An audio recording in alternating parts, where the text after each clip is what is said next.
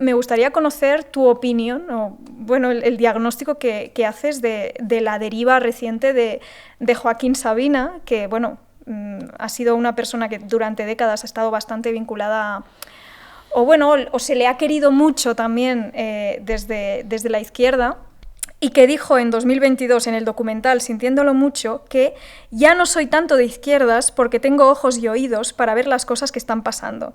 Haciendo alusión, pues supongo que a la caída de los países comunistas, soviéticos en el siglo pasado, a la deriva de la izquierda latinoamericana.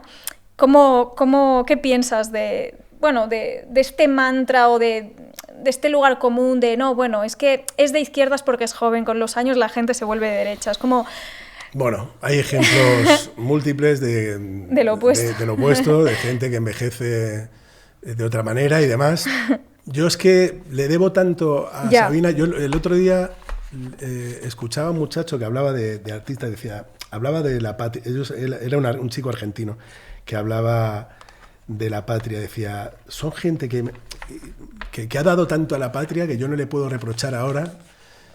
A la patria en el sentido, le ha dado tanto al pueblo, pueblo que me resulta difícil reprocharle ahora las cosas que pueda haber dicho puntualmente, pasado cierto tiempo y demás. Y yo he sido tan feliz con Joaquín Sabina, y soy tan feliz escuchando a Joaquín Sabina, le debo tanto, no coincido con él, creo que se equivoca en ese sentido, creo que cuando dice que tiene ojos y oídos...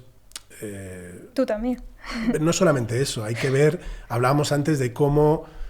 De nuestros sesgos de confirmación. Depende a quién oigas y a quién veas. Y es verdad que la vida de alguien muy, muy, muy conocido es una burbuja. Exacto. Te dificulta mucho ver y oír según qué lugares y según qué cosas.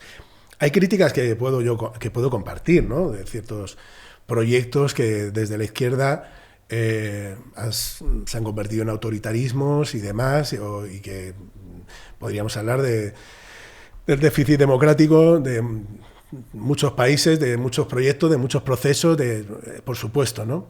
Pero de ahí hacer una enmienda a la totalidad. Claro, una enmienda a la totalidad de la izquierda. O sea, se puede ser crítico y lo entiendo, porque deberíamos serlo todos, pero de ahí a... Bueno, no coincido con él, evidentemente, pero yo qué sé, yo creo que su aportación a nuestra vida, a nuestra felicidad, ha sido tan grande que yo se lo perdono. Yo tengo que decir que yo le quiero. Pero como quieres a ese abuelo, ese tío que es muy de derecha, y que te lo pasa genial en Nochevieja con él, cuando se junta toda la familia y procura no hablar de política y demás, ¿no? Pues así lo pienso yo, Joaquín, al que quiero mucho, a pesar de que creo que en ese caso está muy confundido. Tendría que añadir que a uno resulta tremendamente triste que alguien que es un referente y que ha sido un referente y una inspiración, no solamente desde el punto de vista musical, sino que esperabas, cuando él hablaba de política, esperabas su opinión y la escuchabas con atención, ¿no? Que pasado el tiempo te rompe un poco el corazón ver gente que era un referente que diga algo así, ¿no? Que te aleja tanto de él ideológicamente. O sea, eso no lo voy a negar, me rompe el corazón. Pero bueno, ¿cuántas veces te rompen el corazón y sigues amando, ¿no? Pues esto le pasa a uno eso. La frase de cantautor. Buena parte de tu carrera se enmarca también en cuestiones políticas. Has hablado mucho de la Segunda República, de las madres de la Plaza de Mayo, de la guerra zapatista. Haberte significado tanto a nivel político, ¿sientes que te ha cerrado puertas respecto al mundo más mainstream del espectáculo y audiovisual? ¿Crees que se incentivan precisamente posicionamientos a veces que parecen políticos pero que son, más performativos? Es decir, parecer más o menos progresista, pero no hablar de forma tan clara. Claro. Sí, yo creo que tiene un coste. Y lo digo desde el privilegio, en el sentido de que yo soy un tipo, por lo que fuera, con suerte, que me ha ido bien. Pero yo creo que me hubiera ido mejor si hubiera omitido ciertas cosas, no ya solo en mis canciones, sino en mi discurso en mi discurso público. O sea, yo estoy seguro que, ¿no? Por ejemplo, muchos artistas se ayudan de marcas y demás para hacer sus giras, para hacer sus promociones, para poder financiar sus discos. Patrocinios. Yo tendría bastante difícil que una marca se asociara un poco a mi nombre. Bueno, no es que lo tenga difícil, que me consta. Cuando alguna vez lo hemos intentado, es muy difícil porque yo soy un perfil muy politizado en el imaginario de la gente, ¿no? Cuando le preguntan por Ismael Serrano.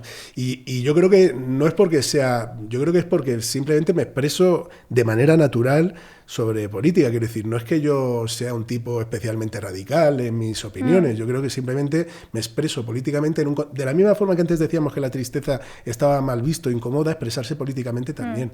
Porque muchas veces te dicen aquello de... Cuando te dicen no te metas en política, muchas veces, y sobre todo en redes, ¿no? Pero ciertas personas te dicen, no, es que tú deberías hablar menos de política. No, lo que te están diciendo es, si opinas de política, no lo hagas como lo haces. O sea, el problema es que no opinas como debieras hacerlo. Es verdad también... Porque si no sería sentido común. Claro, exacto, claro. Y es verdad, a ver, todo es susceptible de convertirse en objeto de consumo. Y eso sí que genera un conflicto en uno mismo. ¿Hasta qué punto tu discurso... que tú pretendes que pueda contribuir a transformar la sociedad para convertirlo en un mundo mejor, hasta qué punto está incidiendo en esa dirección o está siendo utilizado como un producto de consumo, uno más, y ha sido absorbido por el sistema y en el fondo está sirviendo, está siendo funcional al sistema, ¿no? Que tú pretendes denunciar. Ese conflicto está en tu cabeza, de qué manera está siendo utilizado en tanto en cuando tus discos se venden, en tanto en cuando participas de un modelo de sociedad y un modelo económico del que es difícil escapar, ¿no? Tan es así que efectivamente que en algún punto la rebeldía o una suerte de rebeldía que es funcional al sistema se vende un poco, es también como un... Oposición controlada. Claro, como una estrategia de mercadotecnia, ¿no? Hasta qué punto esa rebeldía suma a la estrategia de mercadotecnia cuando se saca un disco. Entonces, uno vive con ese conflicto. Hasta qué punto...